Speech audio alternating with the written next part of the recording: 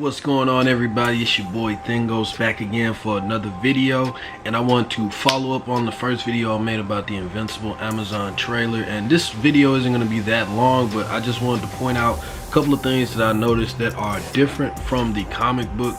And also I just wanted to tell you guys what I know for sure is different from the comic book based on like reports or just news and stuff like that. The differences between the comic and the show so far that I know. Now, going off the trailer first, we start with Omni-Man just flying through space, making his way towards Earth.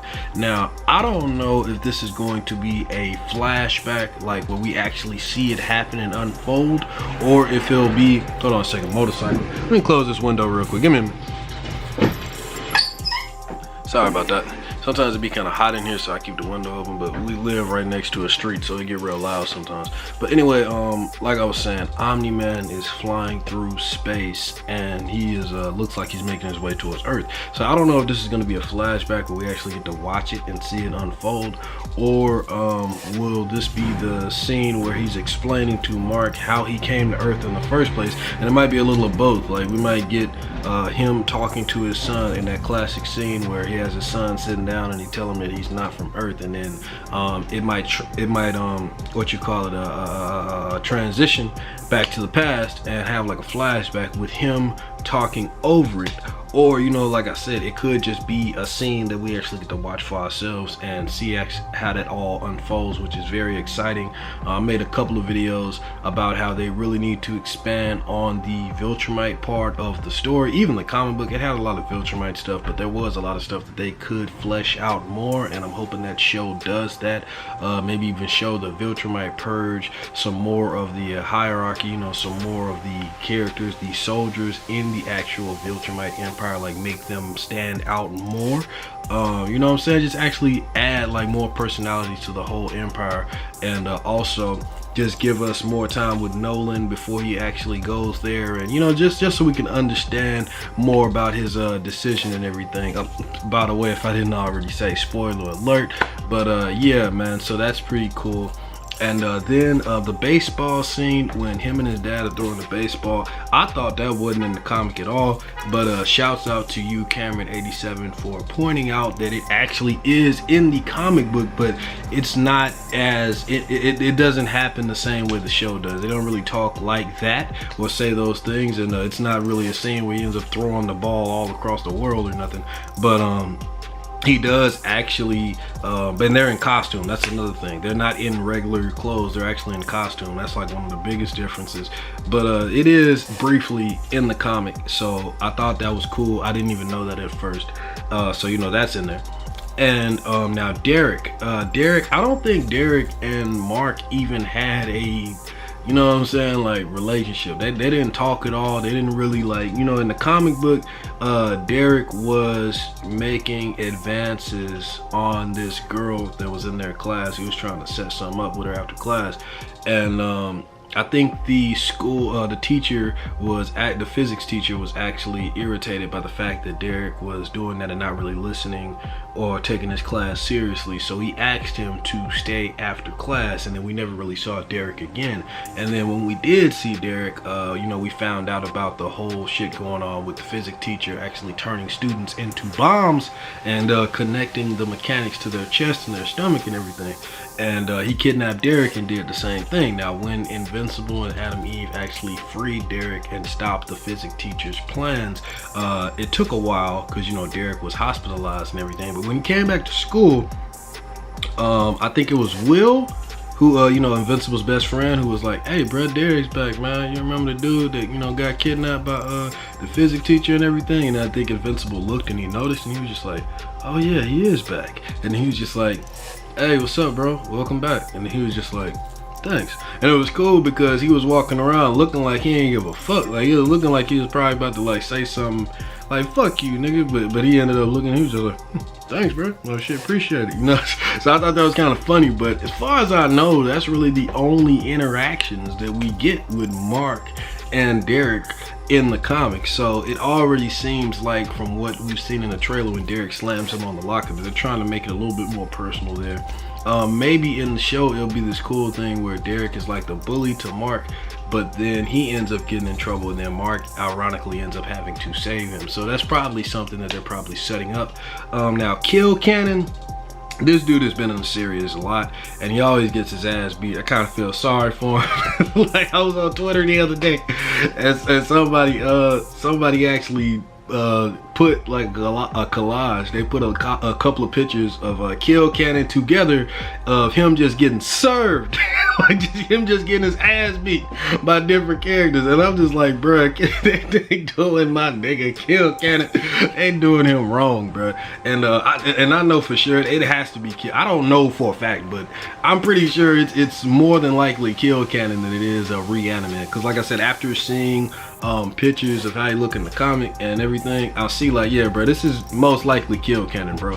And it's pretty cool to see like him in the story. Now he's not really a big villain or anything. He's more played up for laughs. Like I said, he always gets served every time I see this dude. So he might be in one of the earlier episodes, maybe kind of like a punching bag, like a test for Invincible to actually go up against. Now I hope they don't change what happened in the comics, because see, in the comics, the first actual crime or the first villain that Invincible actually encounters is Titan. He stops Titan from robbing a bank. Titan was like being protection for these 3 bank robbers, and then he ends up knocking Titan out and then finishing off the rest. It didn't kill him, but he ended up, you know, also knocking out the bank robbers and, you know, solving the crime. But the funny thing about it was he had like this weird makeshift costume on, because he hadn't told his dad about how he was going on patrol yet, or he hasn't even approached him about like being a serious superhero, getting a costume and stuff like that. His dad saw him and was like, what the hell are you wearing? And he took him to go see Art, and then that's when he got his costume made. And but you see, he still had trouble coming up with how he wanted his costume to look, and him and Art had a conversation, and he was just like, Art gave him the costume that eventually is going to be used by Bulletproof, another character in the story, but he was just like, I don't know, I don't really like this shit, like it doesn't really seem iconic to me. And he was like, I think I know what you mean, let me work on a few things and let me know, but if you can come up with a name, that might really help out with the theme of the costume. And you know, Mark still didn't have a name. He still didn't have the name Invincible. He was just like, you know what, I haven't really thought about it. And this is all in the first issue, so it would be really cool if they take a lot of these things from the first issue and actually put it in like the first episode to show the origin of Mark and have it be in line with the comics. That would be really cool. We also see a look at his house. Like I said in my previous video, his house looks completely different. It might look the same on the inside, but on the outside, bro, I mean, this dude, they had a serious glow up. Let's see, what else? So also him flying like that, like I previously said in my video, it's changed a little bit. In the comic book, he learned how to fly so quick, and there was never that airplane scene with him almost getting hit by an airplane and kind of fumbling and figuring and not, you know, kind of forgetting how to fly for a second because he was nervous and then ended up crashing to the ground. That never happened in the comic, but I do like how they added that in the show. It just makes his character more of a you know, more of a noob to his powers, more trying to figure it out. You know, he doesn't just pick it up instantly. In the comic, bruh, he learned how to use his powers so quick. Like, I'm not saying he just became the ultimate warrior within seconds, but he, more or less, he knew he knew what to do, you know what I'm saying, like very early on. So I like how they're trying to, at least, I mean, maybe, you know, this trailer is short, it might be the same thing. We don't really have to spend that much time on him learning how to do stuff. I mean, the dude's strong and he punch shit and he can fly, you know what I'm saying? But it's still cool to see that he's actually trying to figure out how to use his flight, and probably going to be testing out his strength and other things. You know, that's typical origin stories and superhero stuff too. He might go somewhere and punch some stuff, you know, probably try to practice his strength. But yeah, I don't know if Kill Cannon is going to be the first guy he fights, but if it is, like I said, it's different from the comics because he actually went against this guy named Titan.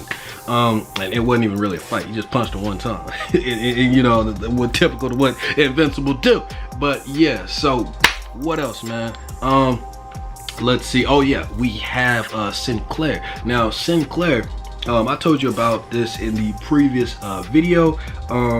This scene that they show a clip of in the trailer actually looks identical to what they did in the comic at the end of the whole Reanimating Sinclair arc. It looks identical. Just going off what I can see right here, there's not really that many changes from the comic book to the show.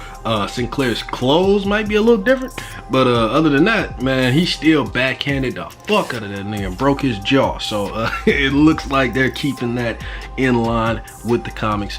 What else? Let's see. So after that, we also get a clip. Now this is the most mysterious one. I actually got a whole separate video in line for this, so I'm not gonna go into too much detail here, but I'm still trying to figure out who Omni-Man head, like whose head is this that Omni-Man is crushing, bro. I know for a fact it gotta be Omni-Man, bro, because you know what I'm saying, if you know the story of Invincible, you can kind of put two and two together, and then you see like the gloves on his hands and everything, like as he's crushing his head. But whose head is this, bro?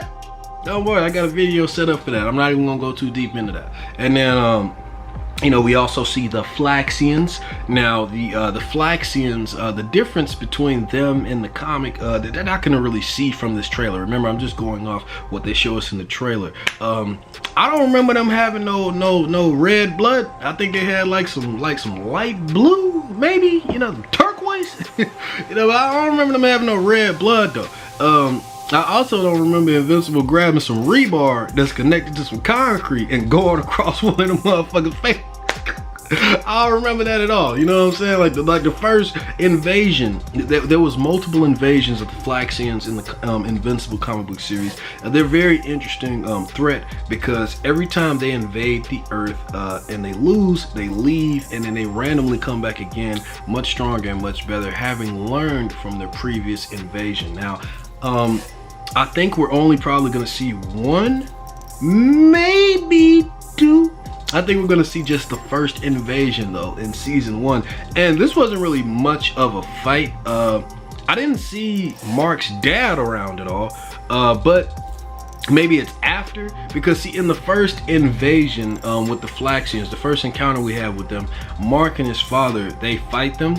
And as they're fighting them, they're getting older and older, because the Flaxians actually didn't know that when they would use their portal to leave from their dimension to come to this dimension, to come to the Earth, that the time was actually different, and their body makeup, you know, their biology or whatever the fuck, it's not in line with that time. They age rapidly when they're on Earth versus when they're on their own planet, and they didn't know that. So even though they were fighting against Omni-Man and Invincible for a good little bit, the fight ended prematurely because they couldn't keep fighting against Invincible and Mark, because they kept getting older and they kept getting weaker.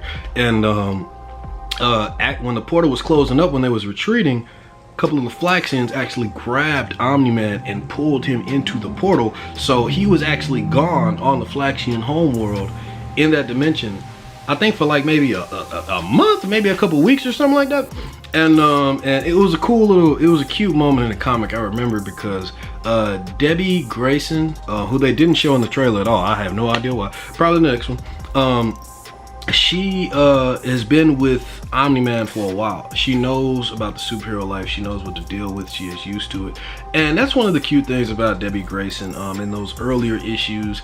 It's just really seeing how she handles the whole superhero thing, and how she is a stay-at-home wife, like how she's a wife to Omni-Man, the strongest superhero in the Invincible universe. It's just really cool to see how she handles all of it. She tells Mark in a casual way, she just like, man, look, this dude, he done been kidnapped, he done went to different dimensions, different planets. I think he was gone for like a month one time when he went to, so you know what I'm saying, she cool, and she loyal to the soil, bruh, she cool with it. And I love her reaction when he comes back out of the portal, like when he comes back home from the Flaxian home, where he just comes back in the house and he is tired, his costume kind of fucked up, he got facial hair just growing all over because he's been there for a while fighting to escape. And as he was just walking past her, past the dinner table, and past her sitting at the dinner table, he was just like, I'm tired, I gotta go take a shower, and I gotta go to sleep. She was just like, thank God, you know, because she saw that he was home. So that was cool. I like how that happened, and that was just a cute little moment.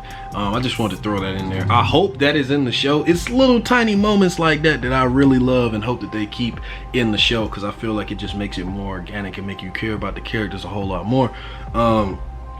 But yeah, so the Flaxians, I say the first invasion is probably going to be there.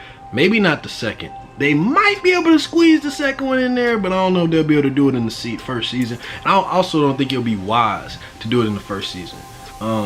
I think it'd be cool to have like a Flaxen invasion each season, building up to the epic finale of their arc way later on in the series, if the show lasts that long, because I think it'll be epic if they do it that way.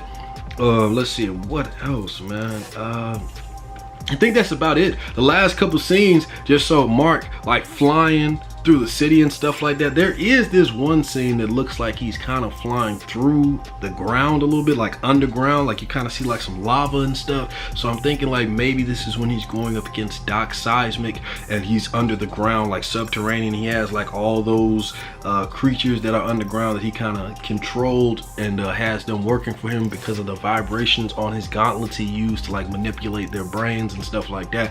And that was an epic fight because this dude ended up like taking all of the superheroes and pretty much holding them hostage until Invincible lost his shit and ended up like taking the teeth out of one of those creatures and stabbing himself in the throat with it. Like he took the teeth out of one of the creatures and stabbed it in its throat. It was intense. But I also think it's too early for that too. Like, I don't know, but I do know that Doc Seismic is going to be in this season. He has a voice actor attached to him and everything, so that'll be pretty cool. And yeah, man, this has been my little comparison. You know, this has been the comparison from what I can point out from the comics and the show. Hold on real quick. I'm not quite done. I just wanted to throw out a few more things. I almost forgot. I was so busy on doing the trailer that I actually forgot that I was going to throw in a few more things that I know myself that are going to be different, that weren't in the trailer, that you might not know of yet. Amber, that's Mark Grayson's, you know, Invincible's love interest, his first love interest, because he has two. First he's with this girl named Amber, and then he gets with the woman that he's going to be with for the rest of the series, Adam Eve. But when he first got with Amber, in the comic, Amber is this cute white girl with blonde hair, but it seems like that they're going to change her character to more look like the actual actress that's doing her voice, which is Zazie Beetz. So they've actually changed her into a African-American girl with the like black dreads and stuff. So you know what I'm saying, like that's a huge change. But I don't think it'll really affect the character's personality or anything like that. Hopefully we'll still get a great performance. Zazie Beetz is an amazing actress, so I cannot wait to see what she brings to the character. But that is a major change. Also, Robert Kirkman announced that when the Guardians of the Globe are going to be in the series, Green Ghost, one of the members of the Guardians of the Globe, is actually going to be swapped to a female. In the comic, Green Ghost was a male, so played by Sasha Martin Queen, I believe, the woman that was Sasha. Oh, I said Sasha. Shaniqua in the real life, I think her name's Shaniqua. I called her the name that she was in the show I knew her from. But she played Sasha in The Walking Dead, and she also stars in that new Star Trek show on CBS. But she's going to be doing the voice of the female version of Green Ghost. And let me see what else they change. I made a whole video on like a lot of the race changes. I could put a link to that here, because they also, I think they changed like Rexplode's race. Like he's kind of like Middle Eastern now, to be more in line with the guy who does his voice. He doesn't look white or black. Let me see. Yeah, man, it's like it's not too much to go on as far as changes go, because we don't really know that much about the show yet. But like I said, I've given you all that I think I know about the changes. If there's anything else, let me know in the comments. I do miss some stuff, man. Please, you know what I'm saying? Let's start a dialogue. Let me know if you want me to talk about anything, or if I missed anything. And let me know what you think about the video overall. Like the video, dislike, share it. Let people know that Invincible has a home of discussion and breakdowns and all that good stuff, and it is at Thingos, man. So tell them to subscribe, check me out. Hope you're having a good day, night, wherever you are, man. And until next time, guys, peace. Invincible is on the way.